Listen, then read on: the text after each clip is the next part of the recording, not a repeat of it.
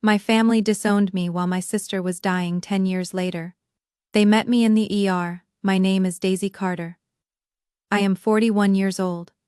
10 years ago, I was standing in the hallway of St. Marcus Hospital in Portland, Oregon. My sister had just been rushed into emergency surgery after a car accident. She was losing blood. The doctors were moving fast. I had driven 40 minutes through rain to get there, because despite everything, despite all of it, she was still my sister. I found my mother outside the ICU doors. I told her I had spoken to the attending. I told her what I knew. She looked at me and said, "Don't call this house until you are ready to tell the truth. You have embarrassed this family enough." Then she turned her back to me. What she didn't know, what none of them knew, was where I would be standing 10 years later, when their world fell apart again. Before I tell you what happened next, please take a moment to like and subscribe. But only if this story genuinely resonates with you.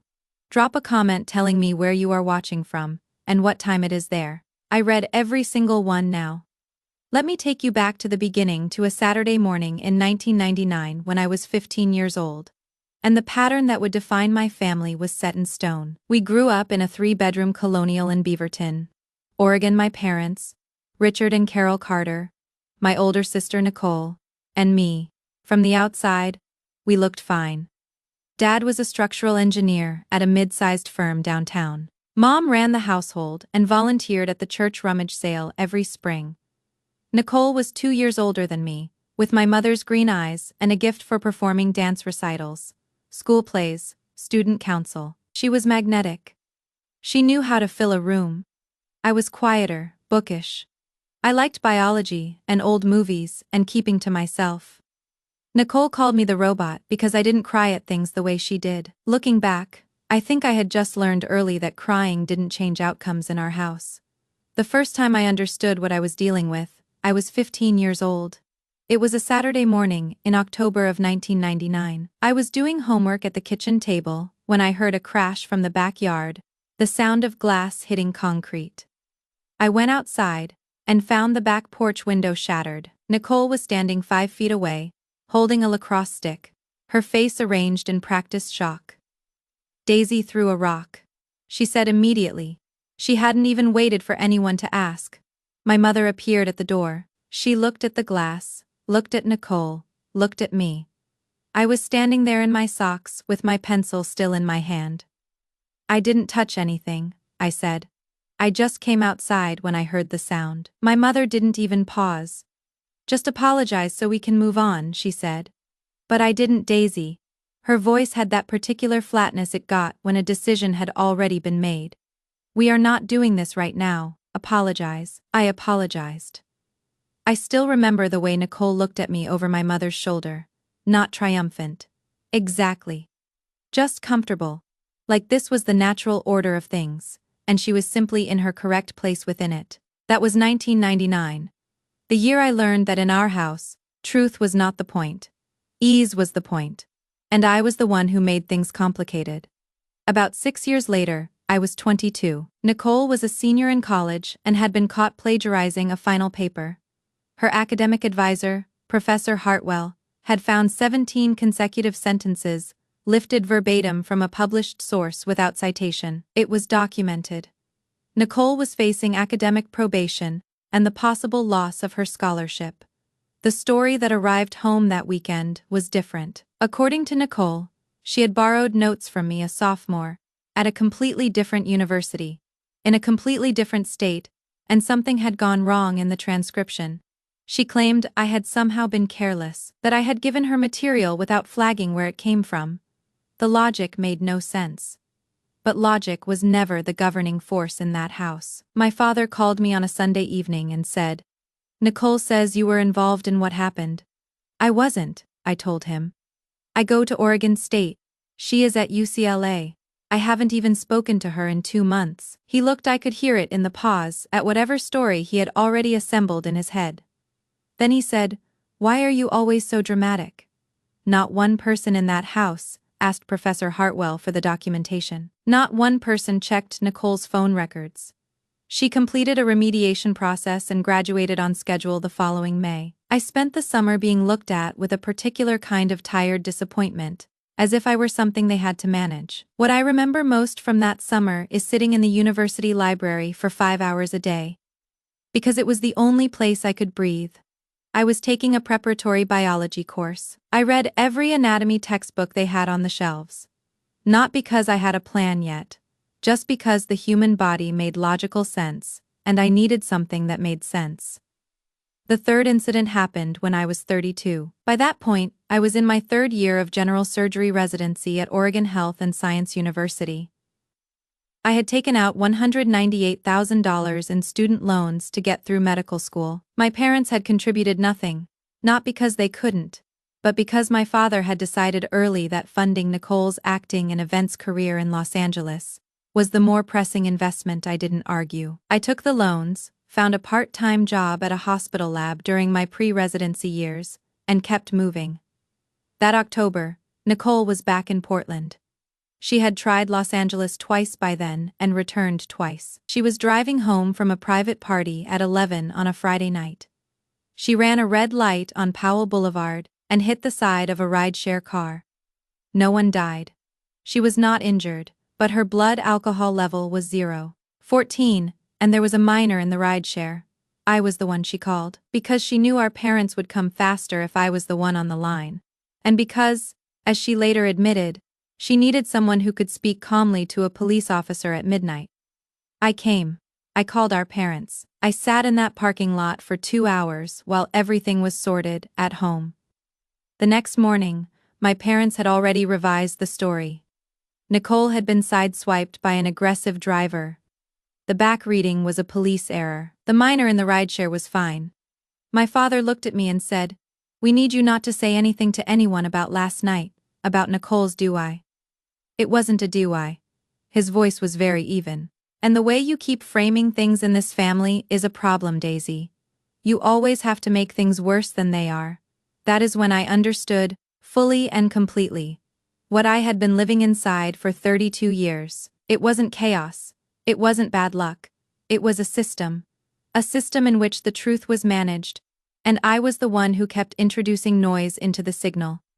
I went back to my apartment that night. I sat on my kitchen floor, and I began to understand that the question wasn't whether to survive this family.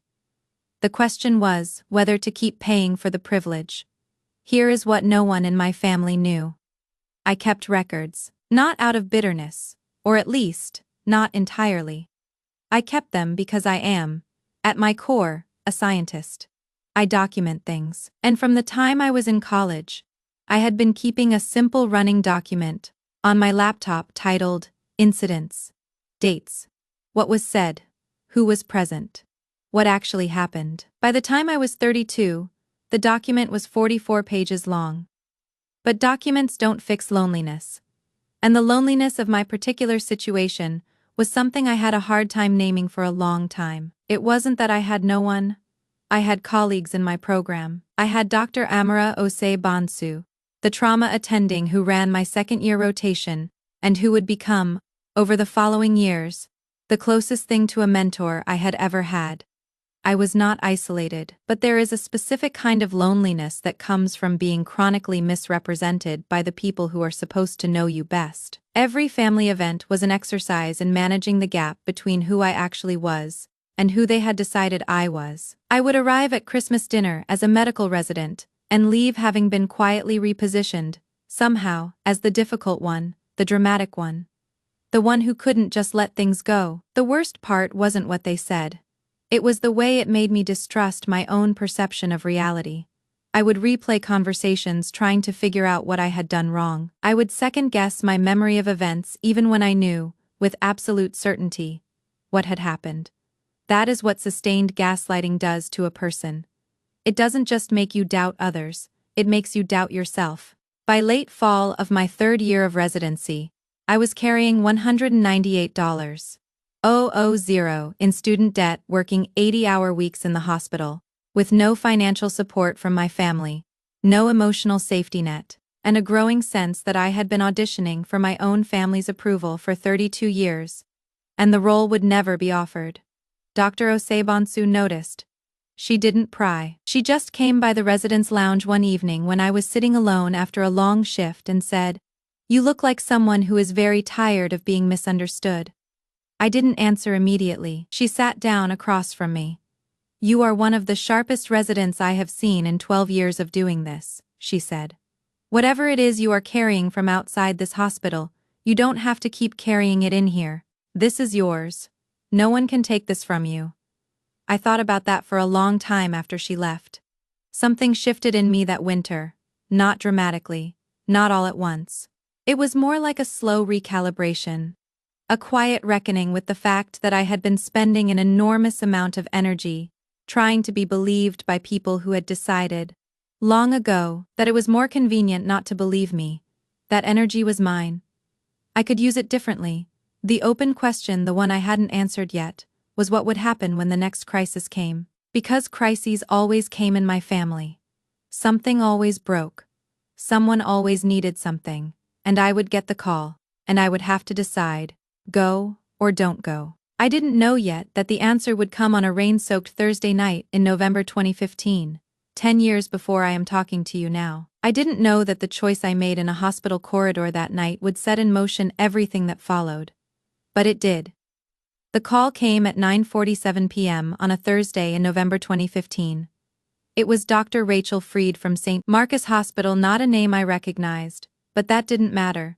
She told me Nicole had been brought in by ambulance, following a two-car collision on I-205 South. Nicole had a splenic laceration and was being prepped for emergency surgery. She needed family present. I was in the middle of a study block for my board certification. I closed my laptop, put on my coat, and drove 40 minutes through November rain to get there. I arrived at St. Marcus at 10:38 p.m. My parents were already in the corridor outside the surgical prep area. My mother was sitting in one of the gray plastic chairs, with her hands folded in her lap. My father was standing at the window with his arms crossed, staring at nothing in particular. They both looked up when I came in. My father said, "You talked to the doctor?" "Not yet," I said. "I just got here." I went to the nurse's station and spoke to the charge nurse on the floor. A woman named Deirdre who looked exhausted and efficient. She walked me through what they knew. Nicole had been in the passenger seat of a vehicle that ran a stop sign.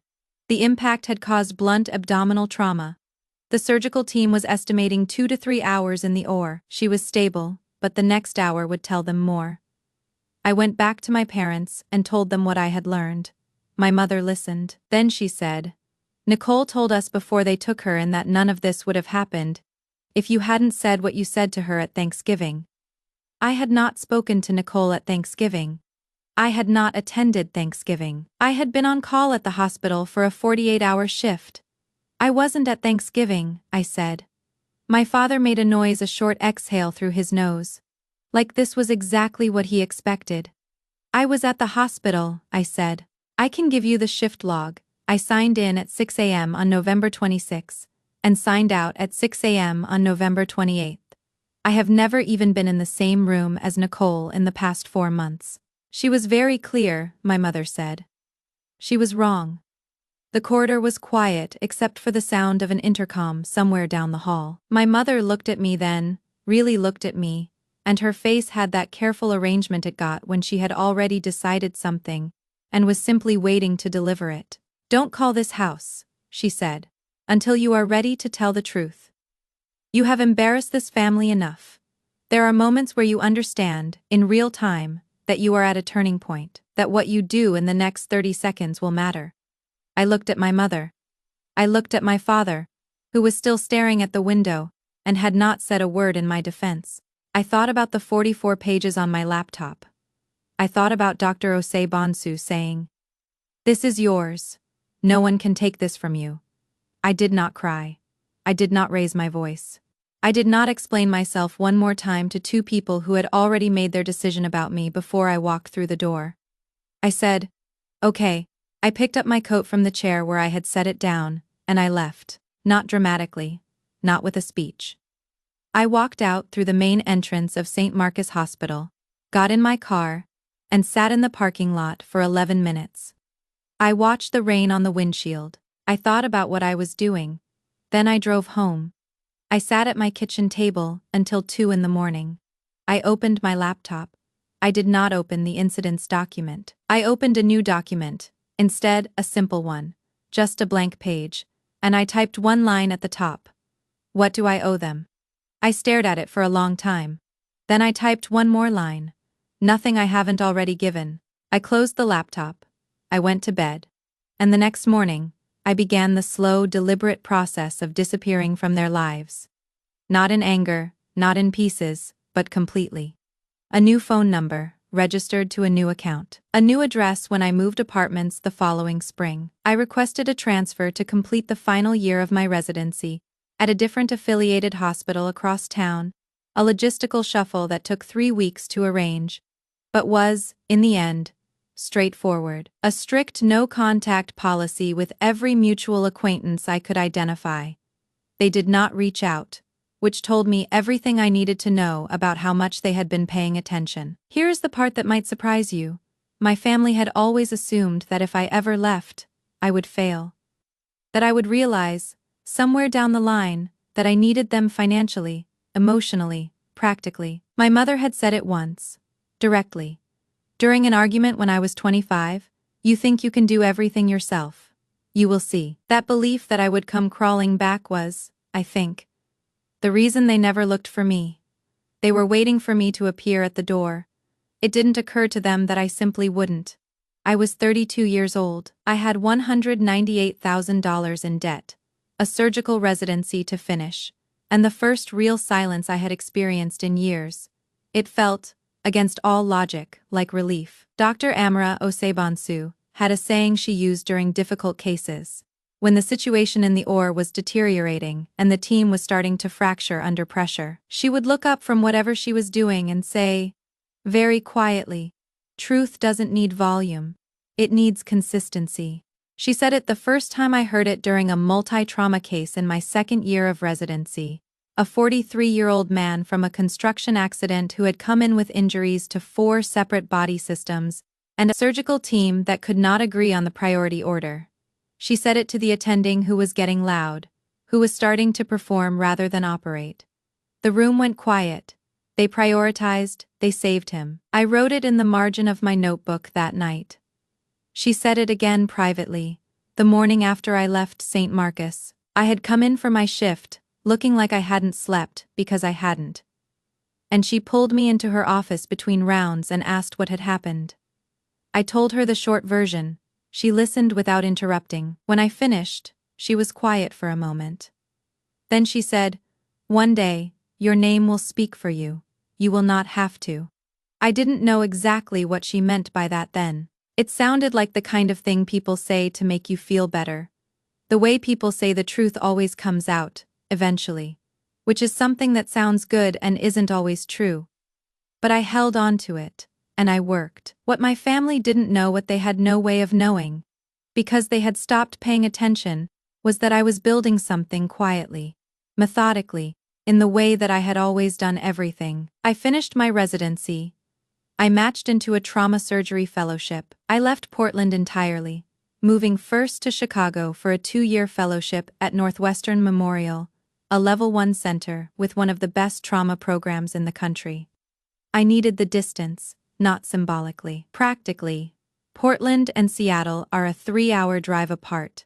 Chicago felt like enough ocean between me and the life I was leaving. It turned out, after a lifetime of being told I was the problem, that I was very well suited for work that required calm, precision, and the ability to make hard decisions in rooms where everything was already going wrong. I did not expect the story to find me again.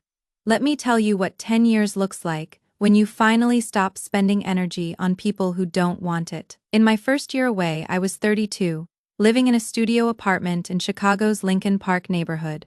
I finished my general surgery residency and began a 2-year trauma fellowship at Northwestern Memorial Hospital. The fellowship was everything I had wanted it to be, technically demanding, intellectually relentless, staffed by surgeons who cared about the work in the way that I had always cared about the work.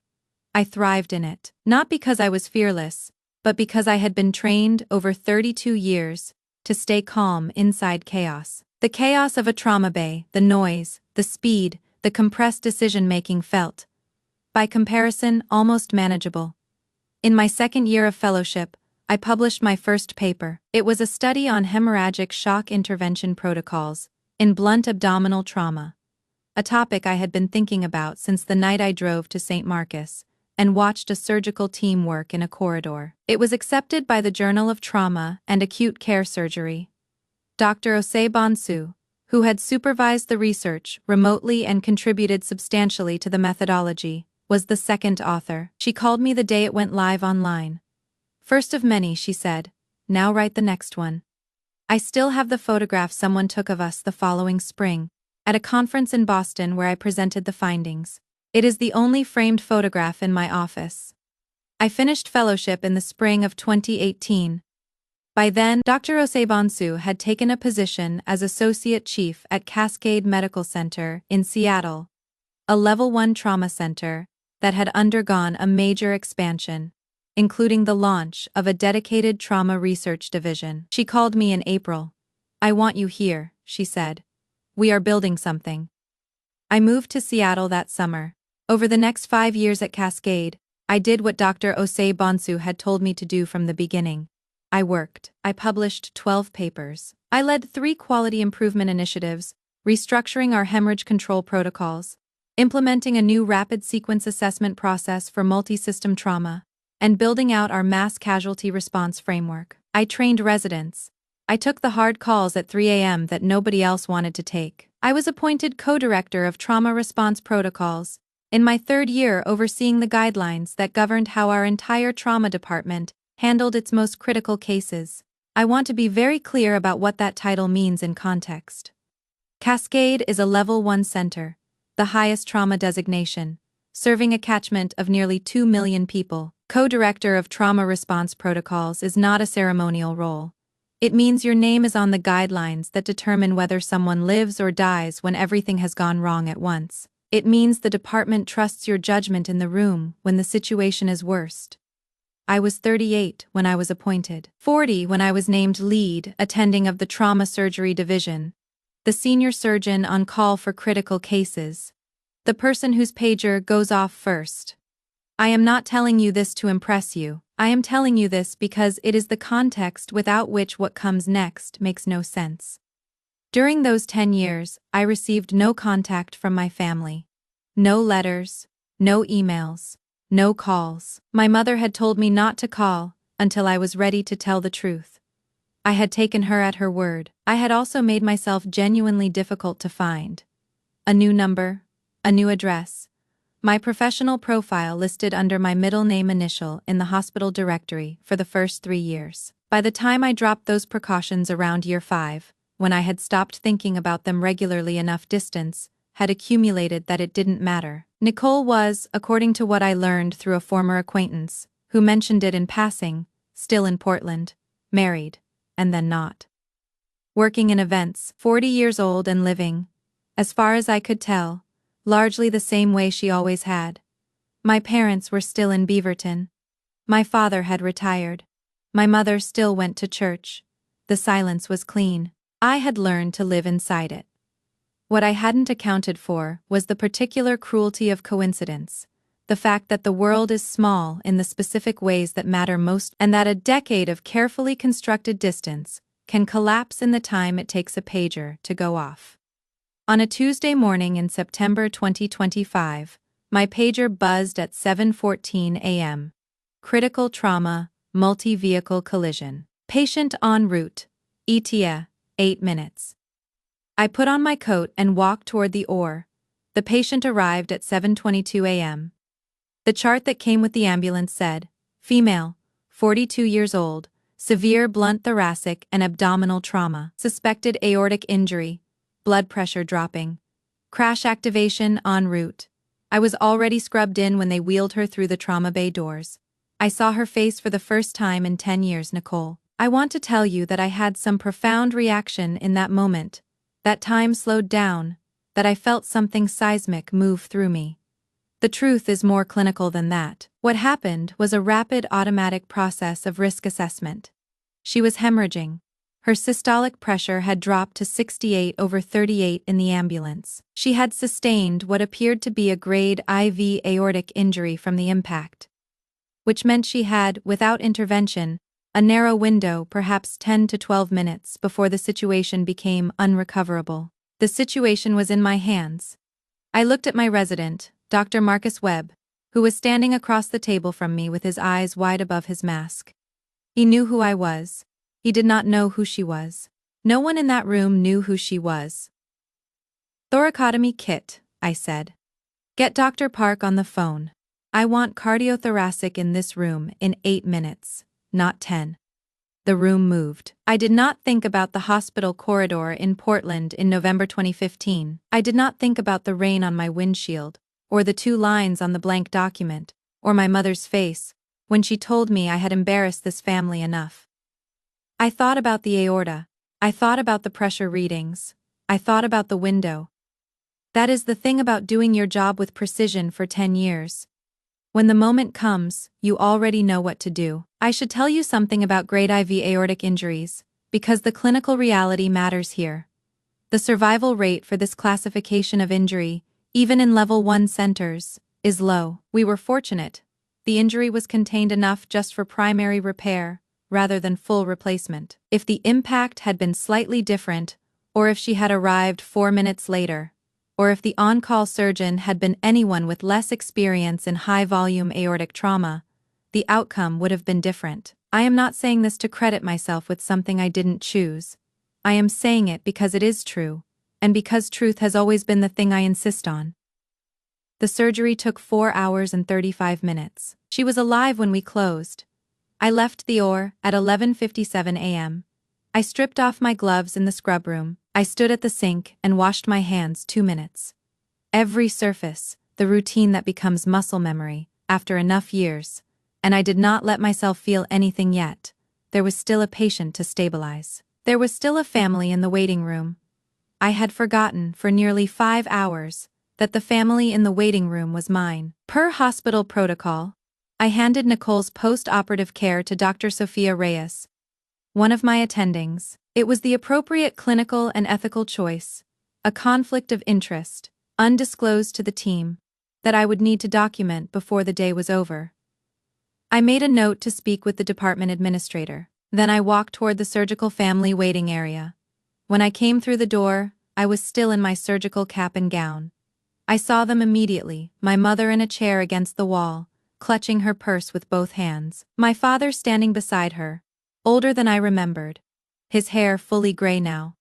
A man I didn't recognize sitting across from them, who I assumed was the ex-husband, Derek. And then my mother looked up.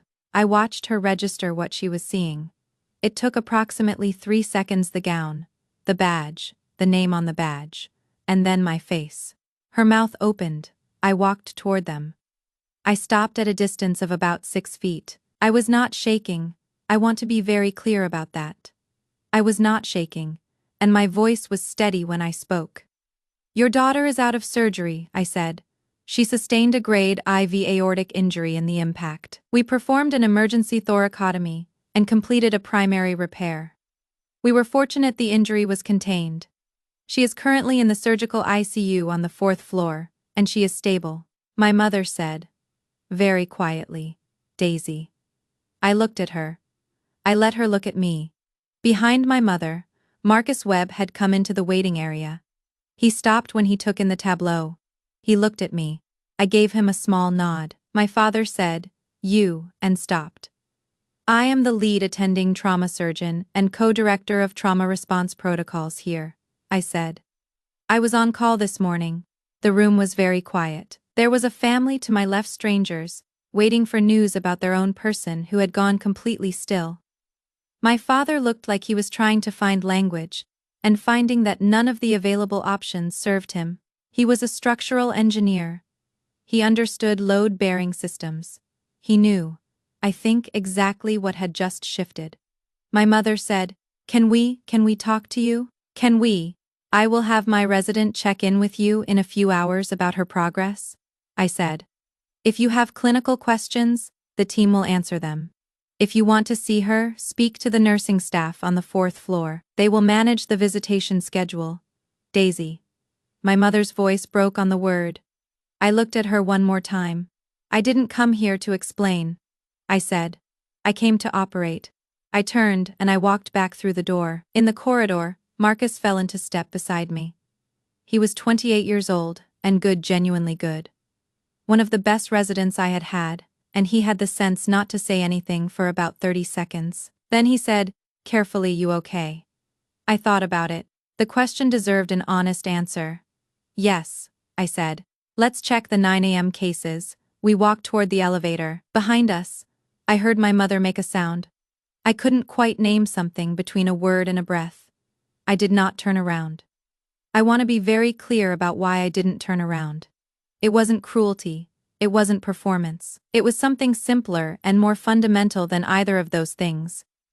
For 32 years, I had been turning around. Every time I left a room, every time I tried to stop engaging, something would pull me back, a feeling that if I just explained one more time, if I just made the truth clear enough, something would change. That is the particular trap of being the honest person in a dishonest system. You keep believing that clarity will eventually win. But clarity doesn't win against a system that isn't interested in it. And the moment in that waiting room was not a moment for clarity. It was a moment that had already made itself clear. She was alive. She was stable. I had done my job. Everything else that needed to be said had been said, without a word, by the name on my badge. I had a 2 p.m. department review that day. I attended it. I presented the morning's trauma cases, including Nicole's, identified only by her case number per protocol. I discussed the clinical decision points, the surgical choices, the team performance. My voice was the same as it always was in those meetings, measured, precise, unafraid of silence. Before the meeting, I had filed a conflict of interest disclosure with the department administrator, a standard form documenting that the morning's critical patient was a family member, and that I had transferred ongoing care to Dr. Reyes. Immediately post-operatively, the administrator, a calm woman named Patricia, who had worked at Cascade for 19 years, read it, looked up at me, and said, "This was handled appropriately." I thanked her and went to the meeting. Afterward, Marcus knocked on my office door. "The family from this morning asked if they could speak with you again," he said. He had the careful expression of someone managing a situation they didn't entirely understand. "Tell them I have given them everything they need clinically," I said. "If there are medical concerns, I am available through the appropriate channels." He nodded. He started to leave, then stopped. "Dr. Carter, your mother left something at the front desk. They are holding it for you." It was a note, written on the back of a hospital parking receipt. I could tell from the handwriting. I held it for a moment. I put it in my desk drawer without opening it. "I want to be honest with you about something. I am not certain I made the right call in that moment. I have turned it over many times in the months since. There is an argument, a real and legitimate argument, that opening that note was the more evolved choice, that healing requires risk, that the door I did not walk through might have led somewhere worth going. I don't know. I genuinely don't know. What I do know is that I had spent years learning to trust my own perceptions, and every instinct I had in that moment said, not yet. And I had also learned, over those same years, to respect that instinct, rather than override it, in the name of being the accommodating one. So I did not open the note. That night, I went home to my apartment in the Queen Anne neighborhood, a 2-bedroom on the 4th floor, with a view of the Space Needle that I had furnished slowly.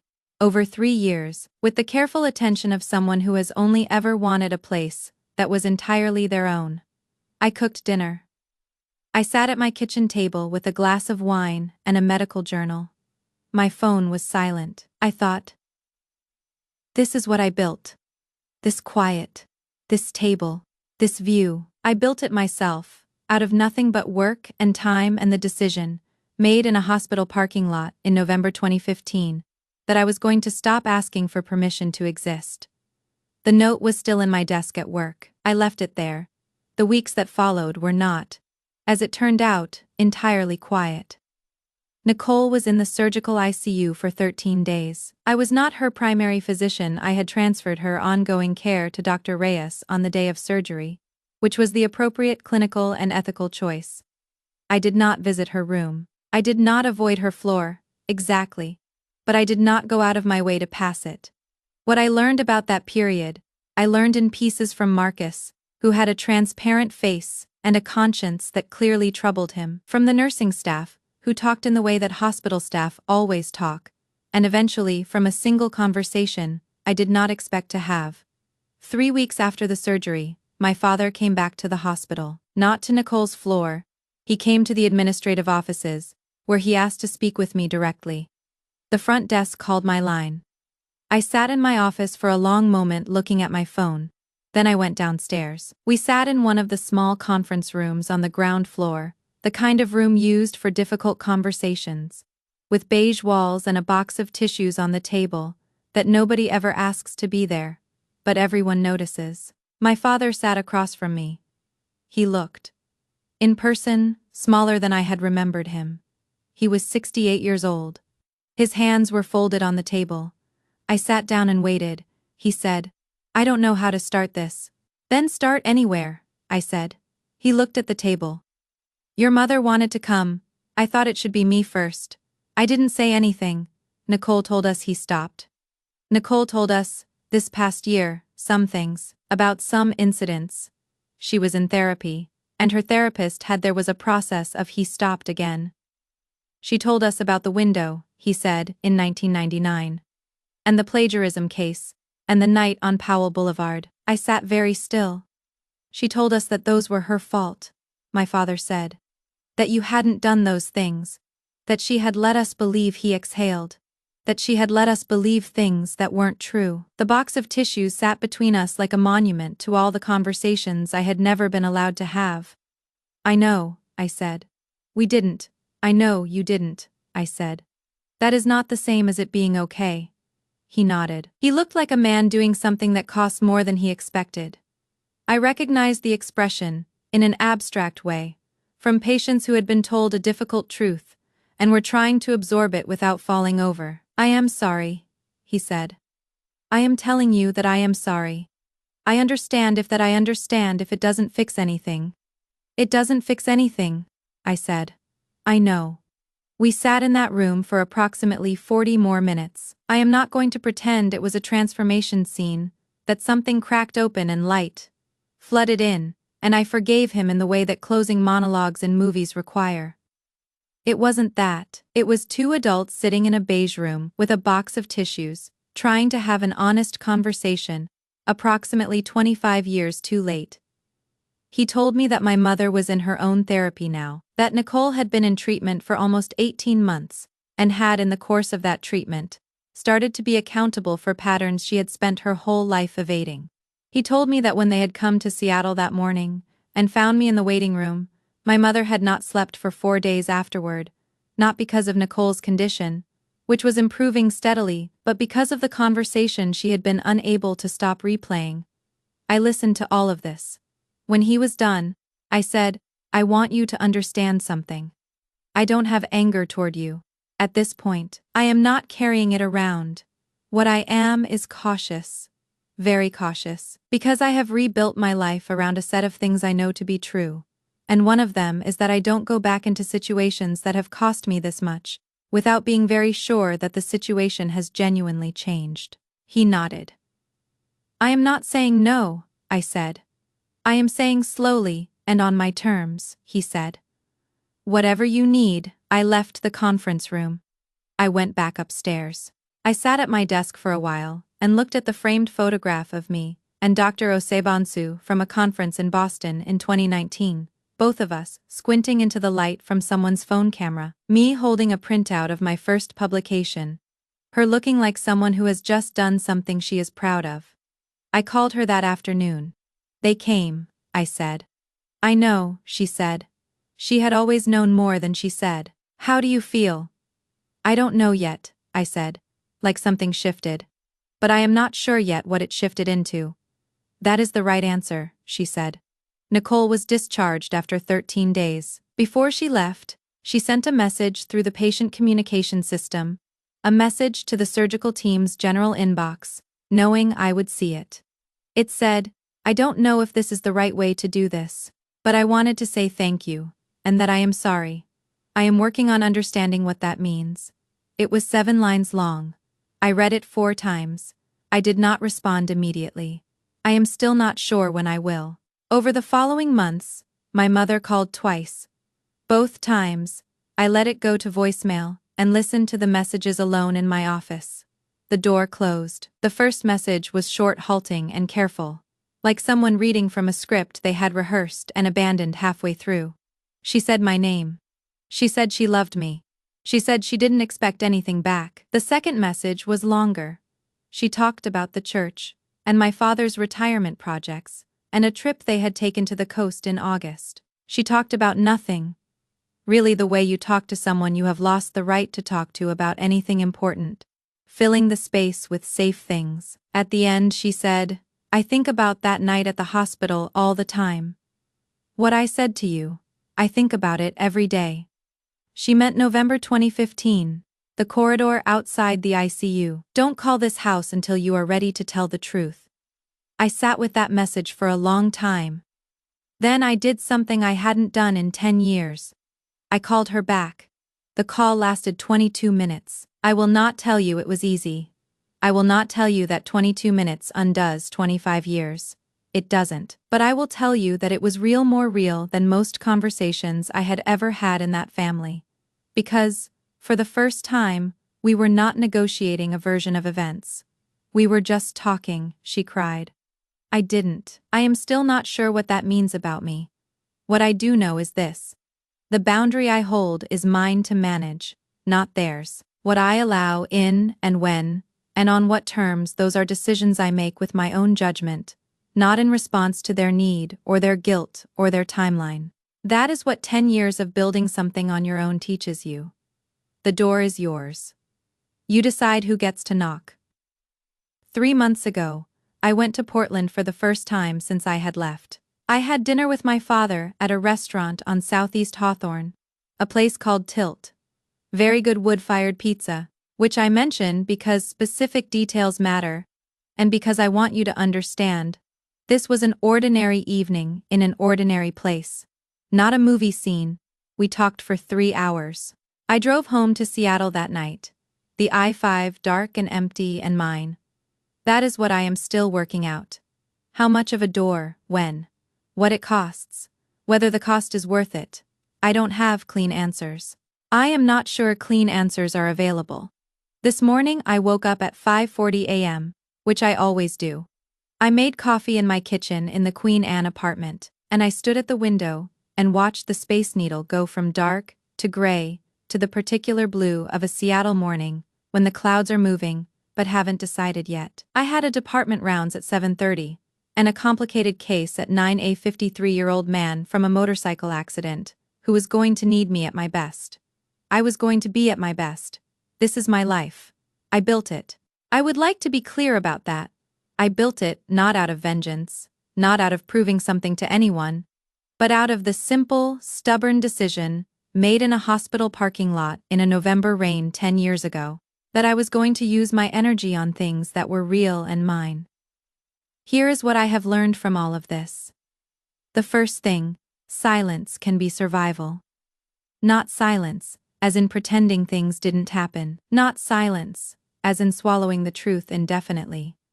But the strategic, intentional withdrawal of your energy from systems that were built to consume it. That is not weakness. That is wisdom. I didn't disappear. I redirected. There is a difference. The second thing, your name will speak for you if you give it time and something real to say. I did not walk into that waiting room to make a point. I walked into that waiting room because I was paged for a critical trauma and I was the surgeon on call. But the point was made anyway. Not by me, by 10 years of work. Showing up, doing the thing correctly, in the dark, when no one who mattered to me was watching.